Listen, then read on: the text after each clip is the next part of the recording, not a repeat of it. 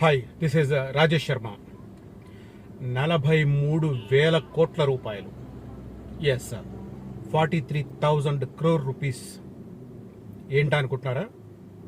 Hyderabad metro rail second phase మొత్తం కలిపి దాదాపు 150 కిలోమీటర్ల మేరకు విస్తరించడానికి సెకండ్ ఫేజ్ డిపిఆర్ ఫైనల్ అయ్యింది.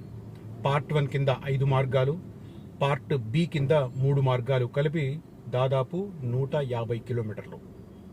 హైలైట్స్ ఏంటి, దానికి సంబంధించిన డీటెయిల్స్ ఏంటి, ఈ వీడియోలో ఎక్స్ప్లెయిన్ చేస్తాను. ఒక్కసారి నంబర్ వింటే మాత్రం shock, whether it is possible are not.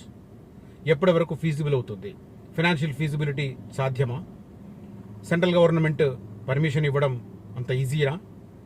అదే సందర్భంలో దాదాపు 48%, ఐఎమ్ రిపీటింగ్ 48% ఇంటర్నేషనల్ లోన్ తీసుకోవాల్సి వస్తుంది, కన్స్ట్రక్షన్ లోన్. సో ఇదంతా ఎలా, దీనికి సంబంధించి నేను ఇవాళ ఈ వీడియోలో అనాలిసిస్ ఇవ్వబోతున్నాను. అనాలిసిస్ కంటే ముందు ఫ్యూచర్ సిటీ కూడా మెట్రో రైల్ ప్రతిపాదించారు. ఎప్పటికీ సాధ్యమవుతుంది అన్నది క్లియర్గా చెప్పలేం, ఎందుకంటే కాంప్రహెన్సివ్ మొబిలిటీ ప్రొజెక్షన్ అంటే ప్రస్తుతం వాళ్ళు ప్రతిపాదించిన రోడ్ అనేది లేదు. 330 feet రోడ్ ఇప్పుడు ప్రపోజల్ లెవెల్లో ఉంది, హైకోర్టు స్టే కూడా ఉంది. కాబట్టి ఆ రోడ్డు అయ్యే వరకు ఆ రూట్లో ఎన్ని వాహనాలు వెళతాయి అన్నది ఎస్టిమేట్ వేయడం అనేది కొంత టిపికల్. కోర్స్ వేస్తారు, బట్ టిపికల్ టాస్క్. ఈ నేపథ్యంలో ఫ్యూచర్ సిటీ కూడా మెట్రో రైల్ దీనిలో ప్రతిపాదించారు. So future city metro rail వచ్చే దగ్గర కురిమిద్ద, అదే రకంగా అక్కడ నుంచి ఒక 5-6 కిలోమీటర్ వెళ్తే మేడిపల్లి. ఈ రెండు చోట్ల కూడా మంచి డిటిసిపి వెంచర్లు ఉన్నాయి. అక్కడ ఇన్వెస్ట్ చేయడం కూడా మంచి డెసిజన్ అవుతుంది. ఎందుకంటే ఫ్యూచర్ సిటీ అనేది ఖచ్చితంగా సాకారం అవుతుంది అనడానికి నిదర్శనాలు ఒక్కొక్కటే కనిపిస్తున్నాయి. అఫ్ కోర్స్ స్టిల్ కొంతమంది నెగిటివ్ కామెంట్స్ చేస్తుండొచ్చు, బట్ స్కిల్ యూనివర్సిటీ ఆగస్టు 1, 2024 రోజు ఫౌండేషన్ వేశారు. ఎగ్జాక్ట్లీ 15 నెలల్లో దాన్ని ప్రారంభించబోతున్నారు. అంటే 2025 డిసెంబర్ 9వ తేదీన స్కిల్ యూనివర్సిటీ మనకు బేగర్ కంచె దగ్గర అండర్ కన్స్ట్రక్షన్లో ఉంది. దాన్ని ప్రారంభిస్తామని మంత్రి శ్రీధర్ బాబు గారు నిన్న ప్రకటించారు. ఆయన అక్కడ కన్స్ట్రక్షన్ పనులను స్వయంగా పరిశీలన చేసిన తర్వాత చేసిన ప్రకటన ఇది. ఎవరైనా వెళితే చూడొచ్చు, అమెజాన్ డాటా సెంటర్ దాటగానే లెఫ్ట్ సైడ్ బ్లూ షీట్స్ ఉంటాయి, అక్కడికి వెళ్ళి చూడొచ్చు. తర్వాత Amazon data centre back side ప్రస్తుతం ఉన్న సబ్ స్టేషన్ పక్క నుంచి ఒక రోడ్డు ఉంటుంది, 100 feet రోడ్డు. ఆ రూట్లో పెడితే 600 ఎకరాలలో ప్రభుత్వం నిర్మిస్తున్న టౌన్షిప్కి సంబంధించి కూడా కళ్ళారా చూడొచ్చు ఎంత అద్భుతమైన నిర్మాణాలు జరుగుతున్నాయో. రైట్, ఇది ఫ్యూచర్ సిటీకి సంబంధించి. అక్కడ ఇన్వెస్ట్ చేయాలనుకున్న వారు కనిపిస్తున్న నెంబర్లో నన్ను కాంటాక్ట్ చేయండి. అదే రకంగా కడతాల్ కూడా మంచి కమర్షియల్ సెంటర్ అవుతుంది ఫర్ షూర్. దానికి 5-6 రీజన్స్ ఉన్నాయి, నన్ను కాంటాక్ట్ చేస్తే నేను ఎక్స్ప్లెయిన్ చేస్తాను. కడతాల్ సరౌండింగ్లో కూడా మంచి వెంచర్స్ ఉన్నాయి డిటీసీపీ ప్రస్తుతం. అవి ఫ్యూచర్లో హెచ్ఎంఆర్ పరిధిలోకి రాబోతున్నాయి.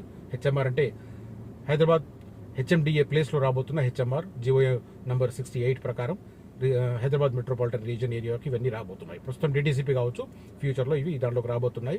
మార్చి 12వ తేదీన 2025న జిఓఎంఎస్ నెంబర్ 68 రిలీజ్ అయింది. దానికి సంబంధించిన డీటెయిల్స్ నేను ఇంకో వీడియోలో చెప్పాను. ఇక కమింగ్ బ్యాక్ టు మెట్రో రైల్కి సంబంధించి ఫస్ట్ ఫేజ్లో మనం ఇంతకుముందు చూసాం.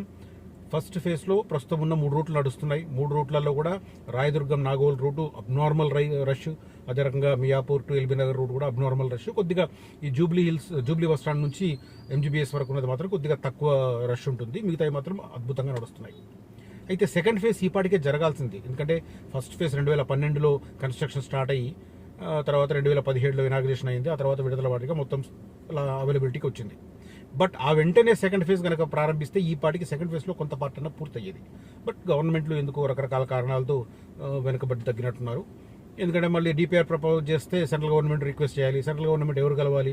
బీఆర్ఎస్ వర్సెస్ బీజేపీ ఆ ఈగో వార్ నడిచింది కదా చాలా కాలం. ఆ ఈగో వార్ల కారణంగా హైదరాబాద్ మెట్రో డిలే అయ్యింది.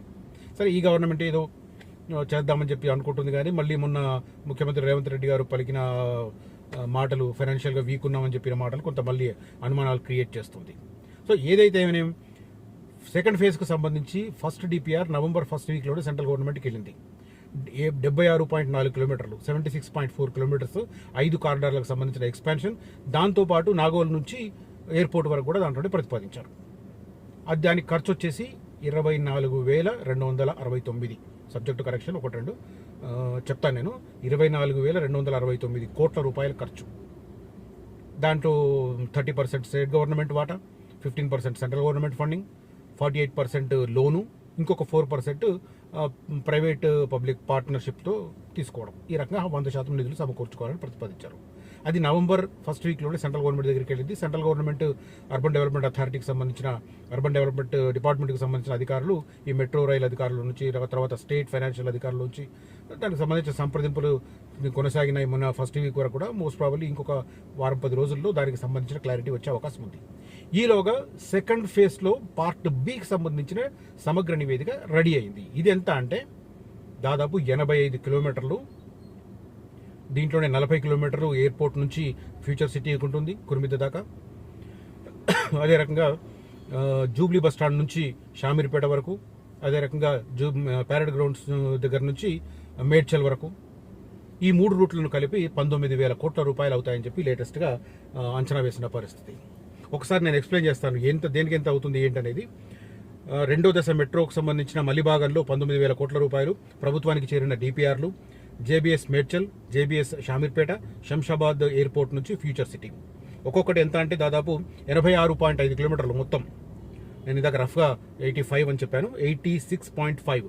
ఫస్ట్ పార్ట్కి సంబంధించి 76.4. సో ఓవరాల్గా ఇది. అయితే దీంట్లో హైలైట్ ఏంటంటే హకీంపేట మనకు తెలుసు ఎయిర్ ఫోర్స్కు సంబంధించిన ఎయిర్పోర్ట్ ఉంది. అక్కడ ఎలివేటెడ్ మార్గంలో వెళితే సెక్యూరిటీ పరంగా ఇబ్బంది వస్తుంది అనే ఉద్దేశంతో దాన్ని అక్కడ డిఫెన్స్కి సంబంధించిన వాళ్ళు, ఎయిర్ ఫోర్స్కి సంబంధించిన వాళ్ళు అభ్యంతర పెడితే అక్కడ ఒక కీలకమైన మార్పు చేశారు. అదేంటంటే హకీంపేట దగ్గర ఎక్కడైతే మనకు లెఫ్ట్ సైడ్ ఎయిర్పోర్ట్ ఎంట్రీ ఉంటుంది కదా, అక్కడ అండర్ గ్రౌండ్లో వెళుతుంది. అండర్ గ్రౌండ్లో మెట్రో రైలు వెళుతుంది అక్కడ. సో ఓవరాల్గా ఏంటి అంటే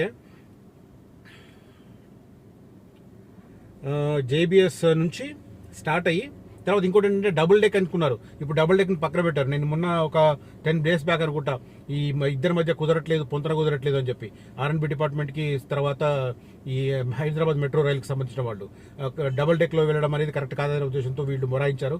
దాంతో అదంతా ఎందుకులే అని చెప్పి సపరేట్గా దానికి సంబంధించిన డిపిఆర్ రెడీ చేశారు. డబుల్ డెక్కర్ ఎక్కడ ప్రపోజ్ చేయలేదు. జేబీఎస్ నుంచి స్టార్ట్ అయ్యి కార్కన, అల్వాల్, హకీంపేట, తూమ్కుంట, షాబీర్పేట వరకు 22 కిలోమీటర్లు. ఇది 20 కిలోమీటర్లో దీంట్లో ఏంటంటే ఎయిర్పోర్ట్ రైల్వే ఉంటుంది కాబట్టి, రహదారి పక్కనే ఉంటుంది కాబట్టి ఇక్కడ ఎలివేటెడ్కు రక్షణ శాఖ అభ్యంతరం తెలపడంతో అక్కడ భూగర్భంలోంచి అండర్ గ్రౌండ్ మెట్రో ప్రపోజ్ చేశారు. ఆ తర్వాత డిజైన్లో ఆ రకమైన కీలకమైన మార్పు అది. ఆ తర్వాత జేబీఎస్ నుంచి ఇంకొక రూలు, జేబీఎస్ నుంచి తాడ్బండ్, బోయిన్పల్లి, సుచిత్ర, కొంపల్లి మీదుగా మేడ్చల్కు 24.5 కిలోమీటర్లు. అయితే ఇక్కడ ఎయిర్పోర్ట్ అథారిటీ ఆంక్షలు ఉండడంతో కొంత ఎక్కడంటే చాలా చోట్ల ఎలివేటెడ్ మార్గంలో కూడా హైట్ రిస్ట్రిక్షన్ చేశారు. ఇప్పుడు మనకు సిటీలో మెట్రో రైలుకి సంబంధించి చాలా హైట్లో కనిపిస్తాయి. కొన్ని చోట్ల హైయెస్ట్ హైట్ ఎక్కడ ఉంటుందంటే మన ఆల్గడ్డ బావి దగ్గర ఉంటుంది. ఏది మన మెట్టుగూడ నుంచి సికింద్రాబాద్ ఈస్ట్ స్టేషన్ మధ్య ఆల్గడ్డ బావి దగ్గర హైయెస్ట్ హైట్, చాలా పెద్ద హైయెస్ట్ హైట్ అవుతుంది అది. ఆ తర్వాత కొంత ఈ బేగంపేట ఎయిర్పోర్ట్ దగ్గర కూడా కొంత కీలకం అని చెప్పి అక్కడ కొద్దిగా హైట్ తగ్గించే ప్రయత్నం చేస్తున్నారు దీనికి సంబంధించి. ఇక మూడో మార్గం వచ్చి శంషాబాద్ ఎయిర్పోర్ట్ నుంచి ఫ్యూచర్ సిటీ వరకు 40 కిలోమీటర్లు. ఎయిర్పోర్ట్ టెర్మినల్ మనకు ఇంతకుముందే చెప్పుకున్నాం అండర్ గ్రౌండ్లో వస్తుంది.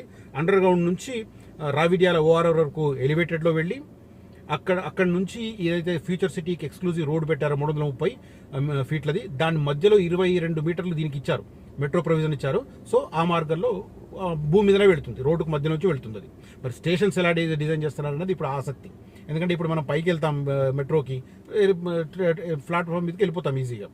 బట్ రోడ్డు మధ్యలో ఇది ప్రపోజ్ చేసినప్పుడు మరి అక్కడ ప్రయాణికులు ఎక్కడ చేరుకోవాలి? మధ్యలో ట్రైన్ వెళ్తుంటే అక్కడ స్టేషన్ ఇచ్చినప్పుడు ఎలా చేస్తారు అంటే ఐ హోప్ ఏంటంటే ఇప్పుడు ఈ రోడ్డు ఓవర్ బ్రిడ్జెస్ ఉన్నాయి కదా, ఆ రకంగా రోడ్డు ఓవర్ బ్రిడ్జెస్ కట్టి అక్కడ దిగాల్సి ఉంటుంది అనుకుంటా, నాకు తెలిసి ప్లాట్ఫామ్ మీద దిగాల్సి ఉంటుంది, అలా ప్లాన్ చేస్తున్నారు అనుకుంటా. బట్ ఐ డోంట్ నో, అది మనకు క్లియర్గా వచ్చిన తర్వాత తెలుస్తుంది. ఇప్పటికైతే మనం దాన్ని చెప్పలేని పరిస్థితి.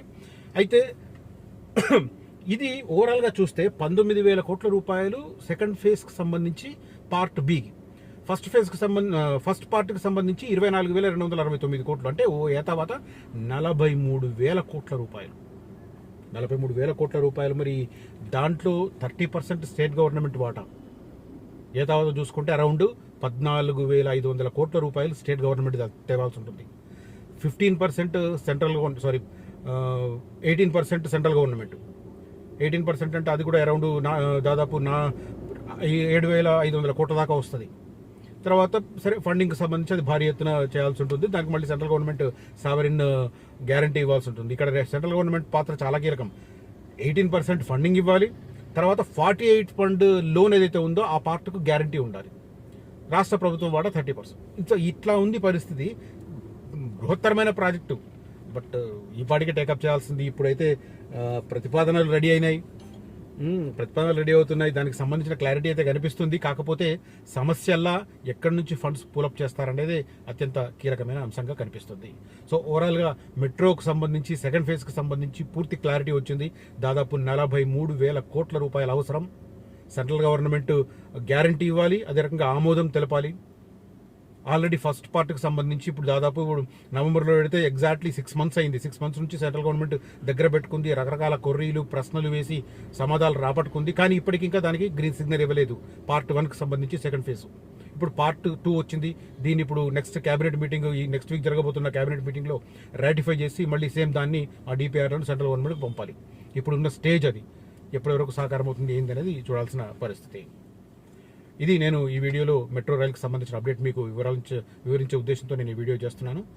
ఈ వీడియో కంటెంట్ కనుక మీకు నచ్చితే, నేను ఇచ్చిన సమాచారం కనుక మీకు నచ్చితే ఈ వీడియోను లైక్ చేయండి. నలుగురితో ఈ వీడియోను షేర్ చేసుకోవడం ద్వారా నన్ను ప్రోత్సహించండి. Thank you for watching this video. Signing off Rajesh Sharma.